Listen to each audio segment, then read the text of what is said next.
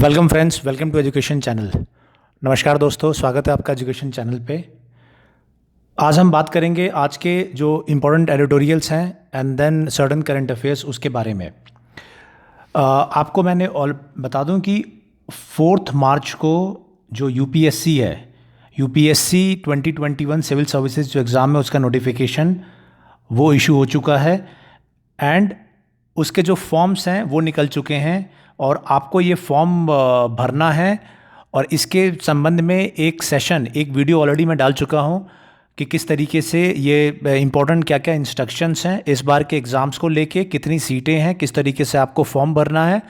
तो जो भी स्टूडेंट्स हैं, जो भी एस्पायरेंट्स हैं जिन्होंने अभी तक यूपीएससी 2021 का फॉर्म नहीं भरा, वो जल्द से जल्द भर लेंगे, क्योंकि जितना जल्दी आप भरेंगे उतना जल्दी आपका जो अलॉटेड सेंटर है, जो आपको सेंटर चाहिए, वो मिलने के चांसेस रहेंगे।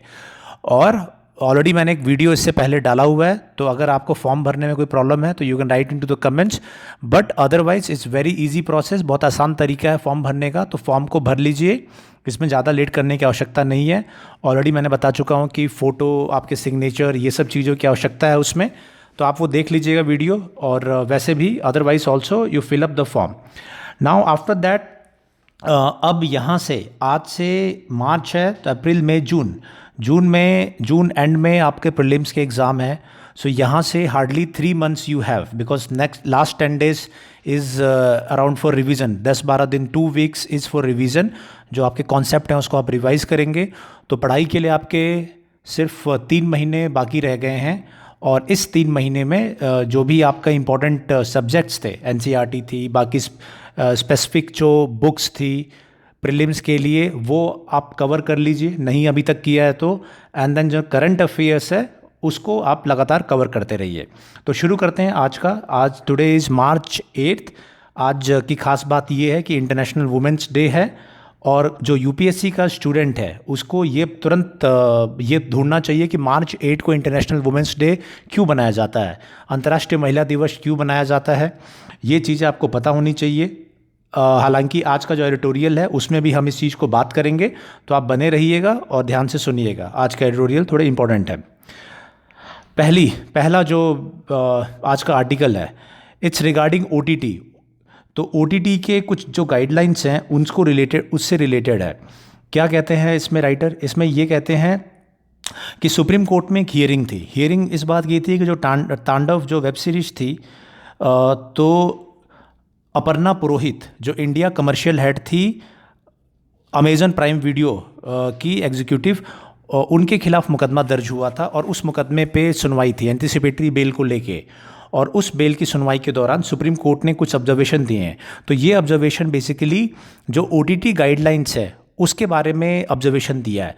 यहाँ पे राइटर का ये कहना है, राइटर ये कह रहा है कि ये जो सुनवाई थी वो बेल को लेके थी, लेकिन सुप्रीम कोर्ट ने जो नया गाइडलाइन जारी किया गया था, OTT digital guidelines for intermediaries and digital media ethics code rules 2020, इसके बारे में कमेंट किया, इसको देखा और इसके बारे में कमेंट ये किया कि ये जो गाइडलाइंस बनाए गए हैं ओटीटी प्लेटफॉर्म को रेगुलेट करने के लिए, ये तिथलेस है। मतलब यहाँ पे गिरफ्तारी एवं मुकदमे लिखने की इसमें कोई प्रावधान नहीं है, कोई प्रोविज़न नहीं है, इसीलिए ये गाइडलाइंस काफ़ी कमज़ोर गाइडलाइंस बनाए गए हैं। तो एक तरीके से सुप्रीम कोर्ट ने जो पॉलिसी मेकिंग स्टेज है वहाँ पर इंटरवीन किया है। ऐसा राइटर का कहना है कि जनरली ये देखने को नहीं आता है कि पॉलिसी मेकिंग या लेजिस्लेशंस स्टेज पे ही जो कोर्ट्स हैं और खासकर कॉन्स्टिट्यूशनल कोर्ट वो इंटरफेयर करे एंड देन इस तरीके का ऑब्जर्वेशन दे।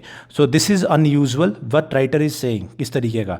दूसरा ये है कि इस तरीके की बात कहना कोर्ट के द्वारा कि जो गाइडलाइंस हैं वो उसमें चेक एंड बैलेंसेस स्ट्रॉन्ग नहीं है। तो राइटर का ये कहना है कि जो कोर्ट्स हैं उनको फ्रीडम ऑफ स्पीच पे और जोर देना चाहिए rather than curbing it. That is one thing. और फिर उसके अलावा भी ये कई इन्होंने जो कोर्ट्स के ऑब्जर्वेशन है कि कोर्ट के ऑब्जर्वेशन ये थे कि तांडव वेब सीरीज़ में एक पर्टिकुलर रिलीजन को डिमीन करने की कोशिश की गई है और इस तरीके की बातें। तो राइटर का ये भी कहना है कि this should not come from the court. Court को जनरली इस तरीके की लैंग्वेज या इस तरीके की चीज़ें यूज़ नहीं करनी चाहिए। बट स्टिल जो हमें ये मालूम है कि कोर्ट ने ये कहा था कि ये जो गाइडलाइंस बनाए गए हैं वो इतने स्ट्रॉन्ग नहीं हैं और इसको और स्ट्रॉन्ग बनाने की आवश्यकता है। इसके अलावा टाइम टू टाइम, लेकिन ये भी चीज़ ध्यान देने वाली बात है कि supreme court is the saviour of constitution एक तरीके से। तो अगर सुप्रीम कोर्ट ने अगर ऑब्जर्वेशन दिया है तो वो भी अपने पॉइंट्स उनके होंगे। और इससे पहले भी चाइल्ड पोर्नोग्राफी को लेके और कंटेंट्स को लेके, इंटरनेट कंटेंट्स को लेके टाइम टू टाइम गाइडलाइंस जारी किए हैं। और उन गाइडलाइंस के बाद में ऐसी कई वेबसाइट्स थी वो बैन भी कर दी गई थी इंडिया में। तो both the sites are there, that what writer is saying that is also there, and then what Supreme Court is saying that is also part of kind of savior of the constitution। मतलब अगर supreme court अगर guidelines जारी कर रहा है तो that is welcome also. तो ये हमारा हो गया OTT कंटेंट रेगुलेशन को लेके। Now we will move to next editorial, और ये रिलेटेड है इंटरनेशनल वुमेन डे को लेके। नाउ अब ये राइटर है, ये कह रही हैं कि पहले शुरुआत किया है कि इंटरनेशनल वुमेंस डे क्यों मनाया जाता है। तो इंटरनेशनल वुमेंस डे ये जो शुरू हुआ था, ये यूनाइटेड नेशंस के द्वारा ये अडॉप्ट किया गया था फाइनली। इसका जो बैकग्राउंड ये है 1918 लेटर 18th सेंचुरी में, 19th सेंचुरी में एंड 1920s में हुआ ये था कि लेबर मूवमेंट्स हुए थे, वुमेन फैक्ट्री वर्कर्स के स्ट्रगल शुरू हुए थे। और ख़ासकर जर्मनी में सोशलिस्ट और लेबर मूवमेंट्स थे जो जिनमें महिलाओं का भी पार्टिसिपेशन था, जो हालांकि इसमें नहीं दिया हुआ है, मैं आपको बता दूं। तो ये जर्मनी से ये शुरू हुआ था, और जेटकिंस नाम की एक थी महिला, और उन्होंने काफ़ी ज़्यादा जागरूक करने में सोशलिज़म और कम्युनिज़म और महिलाओं के लेबर लॉस को लेके काफ़ी ज़्यादा जागरूकता फैलाई थी। और उसके बाद में ये मूवमेंट शुरू हुए थे। एंड आफ्टर दैट 1920s में इस तरीके के मूवमेंट्स को सेलिब्रेट किया गया, और जो इंटरनेशनल वुमेन डे वो बनाया जाने लग गया। और उसके बाद यूनाइटेड नेशंस ने 1979 में ऑफिशियली 1977 में ऑफिशियली मार्च 8 को वुमेंस डे के इंटरनेशनल वुमेंस डे बनाने का फैसला लिया। और उससे पहले 1975 में इंटरनेशनल वुमेन ईयर बनाया गया था 1975 में। उसके बाद 1977 से इंटरनेशनल वुमेंस डे मनाया जा रहा है मार्च 8 को। इसकी और भी हिस्ट्री है, तो अगर आपने नहीं पढ़ा है तो आप नेट पे पढ़ सकते हैं इसके और बाकी हिस्ट्रीज़ को। अभी इसका टॉपिक क्या है आप वो समझ लीजिए। अभी टॉपिक ये है कि इंटरनेशनल लेवल पे because of the socialist and labour movement of women March 8 को बनाया जाता है। लेकिन एक दूसरा पर्सपेक्टिव है जो राइटर्स अपना पर्सपेक्टिव दे रही हैं। ये दे रही हैं बेसिकली जो डाउन ट्रोडन है और दलित एंड बहुजन फेमिनिस्ट मूवमेंट है उससे रिलेट करके। तो ये नाम ले रही हैं सावित्री बाई फुले की। तो ये कहती है कि सावित्री बाई फुले थी, इन्होंने भी काफ़ी स्ट्रगल किया जो डाउन ट्रोडन थे और जो दलित थे उनके उत्थान के लिए, और उसी के लिए ये बात कर रही हैं। इनकी जो मृत्यु हुई थी वो मार्च 10 1897 को हुई थी, और 1831 में ये पैदा हुई थी सावित्री बाई फुले, और कॉलोनियल इंडिया की फर्स्ट वुमेन टीचर थी। तो इनकी इनकी उपलब्धि थी, और मार्च 10 को इनकी डेथ हुई थी। और इन्होंने सोशल जस्टिस, वुमेन्स के कास्ट इंस्लेवमेंट से हटने के लिए इन सब चीज़ों पे काफ़ी काम किया है, एजुकेशन पे काम किया है। तो इसीलिए वो चाहती हैं कि जो मार्च 10 है उसको भी क्या वुमेंस डे इंडिया के रूप में इंडिया में मनाया जा सकता है। फिर उसके बाद ये राइटर जो हैं अन्य इश्यूज़ पे बात करती हैं, महिलाओं के इश्यूज़ पे। कौन कौन से इश्यूज़ हैं, बात करती हैं शाहीन बाग का। तो शी इज़ कोटिंग कि शाहीन बाग में जो वुमेन्स ने रोल निभाया, सही है गलत है दैट यू हैव टू जज, बट इनका ये कहना है कि उनमें बढ़ चढ़ के पार्टिसिपेशन लिया है। एंड देन रिसेंटली अभी फार्मर प्रोटेस्ट जो हो रहे हैं उसमें महिलाओं ने काफ़ी बढ़ चढ़ के रोल लिया है, योगदान कर रही हैं या पार्टिसिपेट कर रही हैं। So these are the few things, few examples जो ये राइटर है वो मेंशन कर रहे हैं। तो इसी को लेके बेसिकली मार्च 10 को can we celebrate March 10 as some kind of days, some kind of womens day that this writer is asking. But ठीक है, हमें हमारे हिसाब से जानकारी के लिए इम्पॉर्टेंट है ना। अब मैं आपको बता दूं कि जो आपका जो वुमेन्स मूवमेंट वगैरह हैं ये सब यूपीएससी का भी पार्ट है। तो आपको ये सावित्री बाई फुले जो इनका कंट्रीब्यूशन है वो आपको पता भी रहना चाहिए, प्रीलिम्स के लिए भी और मेंस के लिए भी। तो थोड़ा बहुत मैंने इस एडिटोरियल ने बता दिया, बाकी you can study on your own. Okay, next editorial. Next जो एडिटोरियल है वो है, नेक्स्ट एडिटोरियल इज़ रिगार्डिंग जो गाइडलाइंस है नोटिफिकेशन है आईटी रूल्स उससे रिलेटेड 2021। तो ये क्या कह रहे हैं, ये कह रहे हैं कि Indian cyber crime coordination centre I4C जो MHA के अंतर्गत काम करता है, उन्होंने साइबर क्राइम वॉलंटियर प्रोग्राम वो लॉन्च किया। ये ध्यान रहे आपको, साइबर क्राइम वॉलंटियर प्रोग्राम किसने लॉन्च किया? Indian cyber crime coordination centre I4C, ministry of home affairs. तो साइबर क्राइम वॉलंटियर के अंदर ये है कि कोई भी नियर बाय लोग वॉलंटियर के रूप में रजिस्टर कर सकते हैं, एंड जो लोगों बाकी जो लोग हैं उनके जो पीयर्स हैं या बाकी लोग हैं समाज में, उनकी गतिविधियों पे नज़र रख सकते हैं। एंड देन अनलॉफुल कंटेंट फ्लैगर्स, मतलब कोई गलत अगर चीज़ पोस्ट कर रहा है या गलत कंटेंट पोस्ट कर रहा है तो उसको फ्लैग कर सकते हैं। तो ऐसे साइबर वॉलंटियर्स बनाए जाएंगे। ओके, और ये जो है टेस्ट रन किया जाएगा कहाँ पे? JNK और त्रिपुरा में, 2 जगहों पे इसको टेस्ट रन किया जा रहा है। और ये लोग मदद करेंगे लॉ एनफोर्समेंट जो एजेंसीज़ हैं, जो पुलिस है, जो लॉ एनफोर्समेंट एजेंसीज़ हैं, उनको हेल्प करेंगे रिपोर्ट करने में और रिमूव करने में इलीगल या अनलॉफुल कंटेंट को। नाउ अब राइटर क्या कहते हैं? राइटर ये कहते हैं कि ये जो है ये आपके एक ऐसे का भी टॉपिक हो सकता है, तो ध्यान से समझ लीजिएगा। तो राइटर इज सेइंग कि जो सर्विलांस है वो 2 तरीके के सर्विलांस की बात कर रहे हैं, एक वर्टिकल एक लेटरल। वर्टिकल क्या होता है? वर्टिकल ये होता है कि जो पुलिस है अपने सिटीजन्स पे सर्विलांस करती है, या लॉ एनफोर्समेंट है अपने नीचे के लोगों पे, जो उनके जनता है, पब्लिक है, उन पे नज़र रखती है। और ये जो सर्विलांस है दूसरा है वो लेटरल सर्विलांस है। लेटरल सर्विलांस क्या है कि आपके स्तर के लोग आपकी सर्विलांस कर रहे हैं, मतलब आप सोशल मीडिया पे हो, फेसबुक पे हो, और जो एक फेसबुक यूज़र दूसरे फेसबुक यूज़र का को सर्विलांस कर रहा है, तो ये हो गया peer to peer lateral surveillance बोलेंगे, या फिर सोशल सर्विलांस बोलेंगे, या पीयर टू पीयर सर्विलांस बोलेंगे। So this is one kind of thing. तो एक ये कॉन्सेप्ट है जो बताया है इसमें। नेक्स्ट क्या है, ये बता रहे हैं कि 1970s में यूनाइटेड स्टेट्स में नेबरहुड वॉच स्कीम्स लागू किया गया। नेबरहुड वॉच स्कीम क्या होता है? ये एक है कम्युनिटी पुलिसिंग का रूप है ये। तो कम्युनिटी पुलिसिंग बेसिकली क्या है? कम्युनिटी पुलिसिंग में ये है कि जो पब्लिक के लोग हैं वही अगर आसपास आपके अगर कोई गतिविधियाँ हो रही है, कोई गलत आके लोग रह रहे हैं, कहीं गलत शराब बिक रही है, कहीं प्रोस्टिट्यूशन हो रहा है, या फिर कहीं जो अवैध हथियार है वो बेचे जा रहे हैं, अवैध दवाइयाँ है, या कुछ भी है, जमाखोरी हो रही है, चाइल्ड लेबर हो रहा है, तो आप उसको जो लॉ एनफोर्समेंट है, जो पुलिस है, उसको आप रिपोर्ट करिए, गवर्नमेंट को रिपोर्ट करिए। तो ये एक तरीके से लेटरल सर्विलांस है जिसका कि फ़ायदा भी है, क्योंकि अगर अगल बगल आपके अपराध हो रहा है, बच्चों को मार पीट रहा है, तो इन सब चीज़ों को आप रिपोर्ट करेंगे। So that was good thing also, और इसको नेबरहुड वॉच स्कीम के रूप में बताया गया। उसी तरीके से इंडिया की बात करते हैं, तो इंडिया में ये उत्तर प्रदेश की बात करते हैं, और बात करते हैं कि यूपी में सी प्लान ऐप, एक ऐप लॉन्च किया गया था सी प्लान ऐप से। तो सी प्लान ऐप इज़ बेसिकली ये डेटा इकट्ठा करता है ऐसे जितने भी एलिमेंट्स हैं, गलत एलिमेंट्स हैं, अच्छे लोग हैं, उन सब का, और फीडबैक लेते हैं कि कोई भी अगर गलत कार्रवाई अगर हो रही है तो इसको सी प्लान ऐप को कोट करते हुए ये कह रहे हैं कि ये भी एक एग्जाम्पल है किस तरीके से लेटरल सर्विलांस का। और लेटरल सर्विलांस का इसका फ़ायदा भी है कि अगर कहीं कम्युनल टेंशन है, लैंड डिस्प्यूट है, तो उसको तुरंत आप पुलिस को रिपोर्ट करें, गवर्नमेंट को रिपोर्ट करें, जिससे कि कोई भी बड़ी घटना होने से बच जाए।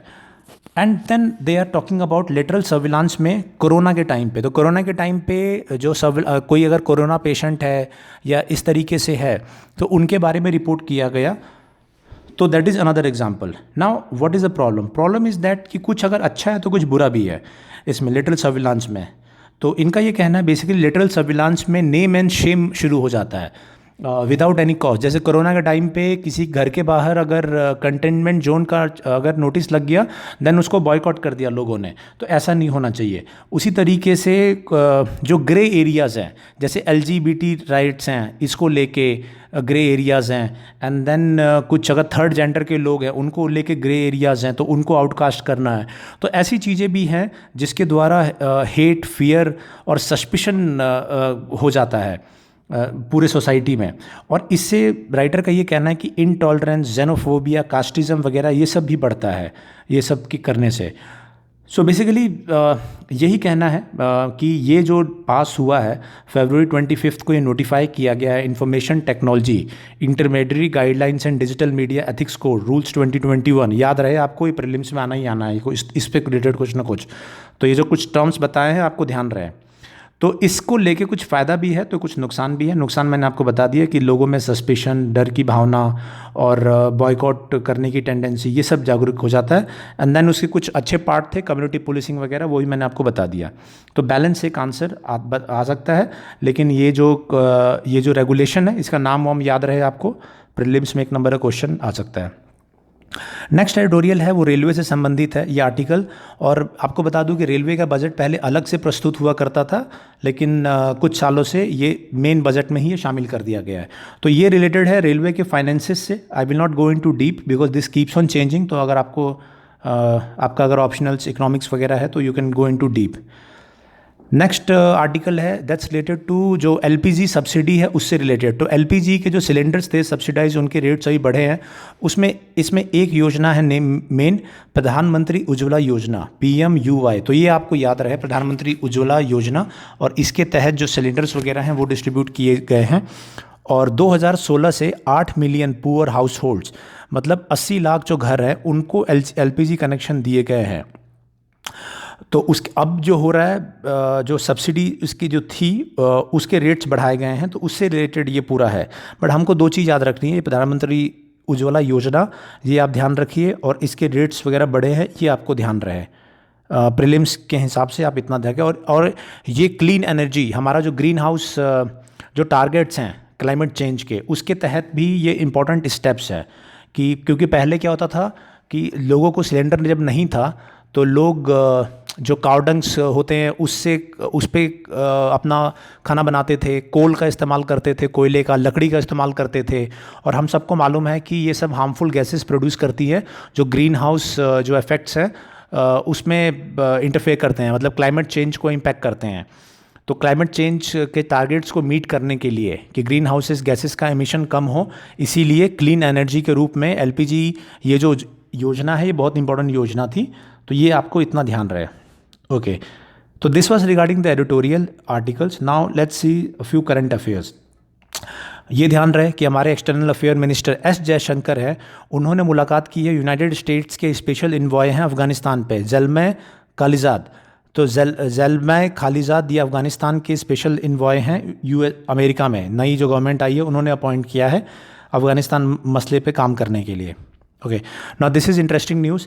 ये इंटरेस्टिंग न्यूज़ है कि आज 8 तारीख इंटरनेशनल वुमेंस डे पे जो हमारे यूनियन मिनिस्टर हैं मनसुख मंडाविया, जो मैरीटाइम सेक्टर के, उन्होंने एक shipping corporation of India SCI का वेसल है स्वर्ण कृष्णा, इस पे पूरा ऑल वुमेन जो क्रू है इस शिप को लेके जाएगा। उस शिप को जो है हरी झंडी या उसको फ्लैग ऑफ किया है। तो ये आपको ध्यान रहे, फ्लैग ऑफ हुआ है। नाम क्या है शिप का? स्वर्ण कृष्णा, और शिपिंग कॉरपोरेशन ऑफ इंडिया का है। और आज 8 मार्च यानी कि वुमेंस डे पे किया है। तो प्रीलिम्स का प्रोबेबल क्वेश्चन ये हो सकता है, तो आपको ये ध्यान रहे, याद रखिएगा इस पॉइंट्स को। Next will see some more current affairs. Okay, now अब एक इम्पॉर्टेंट यहाँ पे करंट अफेयर्स है म्यांमार। तो म्यांमार आप जाएंगे, म्यांमार में काफ़ी एक्शन चल रहा है बिकॉज वहाँ पे जो गवर्नमेंट थी, जो गवर्नमेंट उसको हटा के वहाँ पे मिलिट्री रूल है, and then continuously there is some kind of violence over there. तो आप कमेंट्स में लिखेंगे, म्यांमार की कैपिटल लिखेंगे, और इससे पहले जो गवर्नमेंट थी उसके हेड कौन थे, you write into the comments. ठीक है, ये बहुत इंपॉर्टेंट है। मैप में देखिए म्यांमार में कौन सी जो है उसकी कैपिटल क्या है, एंड देन उसके जो गवर्नमेंट को हटाया गया उनके हेड कौन थे। नेक्स्ट है, ये इंडिया चाइना से रिलेटेड है। चाइना के फॉरेन मिनिस्टर वांग वाई, इन्होंने कहा है कि भारत और चाइना दोनों को एक दूसरे के दुश्मन नहीं है, दोनों को एक दूसरे को सपोर्ट करना चाहिए जिससे कि दोनों का ग्रोथ हो, आगे ग्रोथ हो एंड दोनों प्रॉस्पर करे। तो हमें मालूम है कि इंडिया चाइना के बीच में कुछ समझौते हुए हैं जिसके तहत जो बाउंड्री डिस्प्यूट है उनको धीरे धीरे सेटल किया जा रहा है। एंड मीनवाइल जो उसके फॉरेन मिनिस्टर हैं वो ये कह रहे हैं कि बाउंड्री डिस्प्यूट है, वो बाउंड्री डिस्प्यूट पास्ट से आ रहा है, वो पास्ट की चीज़ों से है, तो उसको हटा के उसके अलावा भी, अपार्ट फ्रॉम दैट, उसके अलावा भी इंडिया एंड चाइना को अदर जो मुद्दे हैं उन पे कोऑर्डिनेट करना चाहिए। So let's see how it goes from here. Okay, now एक ये न्यूज़ है मिडिल ईस्ट से। मिडिल ईस्ट में जो सऊदी अरेबिया की जो कोलिजन है, उन्होंने यमन जो कंट्री है वहाँ पे उसकी कैपिटल है, वहाँ पे एक्शन लिया है। ओके नाउ अभी हमारे लिए इम्पोर्टेंट क्या है? हमारे लिए इम्पोर्टेंट है कि मैप में आप जाएंगे, देखेंगे दो चीज़, सऊदी अरेबिया की कैपिटल क्या है और उस मैप में कहाँ है वो आप देखेंगे, एंड कमेंट में आप लिखेंगे सऊदी अरेबिया की कैपिटल एंड यमन की कैपिटल। हालांकि इसमें दिया है, बट मैं चाहता हूँ कि एक बार मैप में आप देखें कि यमन कहाँ है और उसकी कैपिटल कहाँ पे है, and then you write into the comments कि यमन की कैपिटल कहाँ है और सऊदी का कैपिटल। ओके, नेक्स्ट न्यूज़ है नेपाल से रिलेटेड, नेपाल में है। Now this is another important thing, ये सोशियोलॉजी या पॉलिटिकल साइंस इसके हिसाब से इम्पॉर्टेंट है, एंड दिस इज़ रिगार्डिंग जो स्विट्ज़रलैंड है, स्विट्ज़रलैंड में वोट कराया गया था, और वोट इसलिए कराया गया था कि जो नकाब है या हिजाब है उसको क्या हटा देना चाहिए। तो ये स्विट्ज़रलैंड के लोगों ने ये वोट किया है कि पब्लिक प्लेसेस से, जैसे स्टेडियम हो गया, रेस्टोरेंट हो गया, वहाँ पे नकाब या हिजाब जो है वो पहनना बैन कर दिया गया है। हालांकि 1-2 साल लगेगा इसको पूरा इम्प्लीमेंट होने में, बट इस चीज़ के लिए वोटिंग कराई गई थी।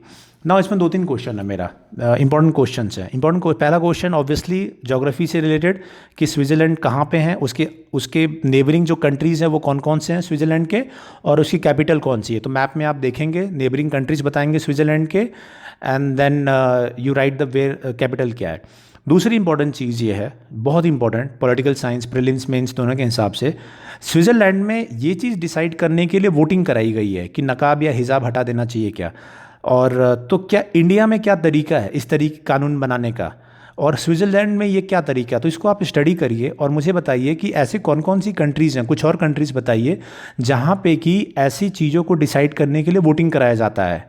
तो आप ये बताइए, और इंडिया में क्या तरीका है, क्या इंडिया में भी कोई इशू पे डिसीजन लेने के लिए वोटिंग कराया जाता है, और नहीं तो क्या तरीका है, और स्विट्ज़रलैंड जैसी और कौन सी कंट्रीज़ हैं, और इस सिस्टम को क्या बोलते हैं कि नकाब अगर हटाना है तो वोटिंग कराई जा रही है उसके लिए, तो ये कैसा सिस्टम है और ये क्यों है ये सिस्टम। तो इसको थोड़ा सा स्टडी करिए एंड देन आप लिखिए इसको। ओके और ये भी बता दूं कि जो बेल्जियम और फ्रांस है, यूरोपियन कंट्रीज़ हैं, वहाँ पे भी इस तरीके का सिस्टम है, जहाँ पे कि किस तरीके का सिस्टम कि ये हिजाब और नकाब को लेके। और मैंने आपसे पूछा है कि लेगिस्लेशन, ये कानून बनाने का ये क्या तरीका है इस तरीके का, और ये और बाकी कौन सी कंट्रीज़ है जहाँ पे ये है। तो दैट यू राइट। ओके, ये आपको ध्यान रहे, ये कैरोलिना मैरिन, ये women's final of the Swiss open super 300 वो जीता है, और वहाँ हमारे कंट्री की पीवी सिंधु उन्होंने सिल्वर मेडल जीता है। तो ये आपको ध्यान रहना चाहिए, ये ध्यान रहे। और दूसरा ये है कि वर्ल्ड टेस्ट चैम्पियनशिप है, किस किस के बीच में होगी, न्यूजीलैंड के खिलाफ खेलेगा इंडिया। अभी इंग्लैंड के साथ में इंडिया ने टेस्ट जो श्रृंखला है वो जीत लिया है, उसके बाद वर्ल्ड जो टेस्ट चैंपियनशिप है उसमें न्यूजीलैंड के खिलाफ खेलेगा। तो ये आपको ध्यान रहने, ये प्रीलिम्स में आपकी आ सकता है कि वर्ल्ड टेस्ट चैंपियनशिप में कौन कौन सी टीमें फाइनल खेल रही है या वो कर रही है। तो that is very very very important. कुछ इस तरीके के न्यूज़ आ सकते हैं, क्वेश्चंस आ सकते हैं प्रीलिम्स में स्पोर्ट्स को लेके। तो अब से हमारा जो तैयारी है वो हमारी छोटी छोटी न्यूज़ है, चाहे स्पोर्ट्स की हो चाहे बाकी चीज़ों की हो, एक एक नंबर की चीज़ें आ सकती है। तो हमें थोड़ा सा अब थोड़ा तैयारी जो है एडिटोरियल के साथ साथ करंट अफेयर्स बेस भी करनी है। करंट अफेयर्स बेस मतलब प्रीलिम्स बेस करनी है, एंड प्रीलिम्स बेस का मतलब ये है कि फैक्ट्स पे भी ध्यान देना है, ठीक है। तो हम एडिटोरियल भी पढ़े तो उसमें फैक्ट्स ढूंढते रहे कि कहाँ कहाँ पे क्या फैक्ट्स हो सकते हैं। तो और फैक्ट्स डायरेक्ट नहीं आएंगे, हो सकता है कुछ क्वेश्चंस डायरेक्ट हो, फॉर एग्जांपल स्पोर्ट्स के क्वेश्चन डायरेक्ट आ सकते हैं कि सुपर 300 स्विस सुपर 300 में सिल्वर मेडल किसने जीता, इस तरीके के क्वेश्चंस आ सकते हैं। बट अपार्ट फ्रॉम दैट जो क्वेश्चंस आएंगे वो मल्टीपल ऑप्शंस के होंगे कि ABCD 4 मिलेंगे आपको, पूछेंगे कि ABC सही है या AD सही है या BCD सही है। तो अगर आप IT जो रूल्स हुए हैं तो वो आपको पूरा मालूम होना चाहिए। तो वो सीधा ये पूछेंगे कि जो ODT रेगुलेशन जारी हुआ है उसमें ABCD, तो पूछेंगे क्या क्या पॉइंट सही है। उसी तरीके से IT रेगुलेशन में वो 4 ऑप्शंस देंगे और पूछेंगे क्या क्या चीज़ IT रेगुलेशन जो 2021 का है उसमें कही गई है। तो जो भी टॉपिक आप पढ़ रहे हैं तो आपको कम्प्लीटली पढ़ना पड़ेगा, और इग्नोर आप कुछ भी आप नहीं कर सकते हैं। ओके, तो हमारी तैयारी अब जो है इसी हिसाब से चलेगी, थोड़ा सा प्रीलिम्स ओरिएंटेड रहेगी, और एडिटोरियल है that will take care of our mains, थोड़ा बहुत हमारा मेंस का that it will take care of. तो ये ध्यान रहे। और जो मैंने क्वेश्चंस पूछा है वो आप कमेंट्स में ज़रूर लिखिए, क्योंकि आप जब लिखते हैं तो मेरे को आइडिया रहता है कि कैसी आपकी तैयारी चल रही है और आप मेहनत कर रहे हैं। तो जितना आप मेहनत करेंगे उतना सही भी रहेगा, आपकी भी तैयारी होगी, एंड देन मुझे भी आइडिया लगता रहेगा कि आप लोग क्या पढ़ रहे हो और किस हिसाब से आपकी लाइन ऑफ थिंकिंग है। तो दैट्स ऑल। और मैंने बताया 3 महीने रह गए हैं, पूरी मेहनत से पढ़ाई करनी है और लगे रहना है इसमें। So that's all for today's current affairs and editorial analysis. Thank you, good bye.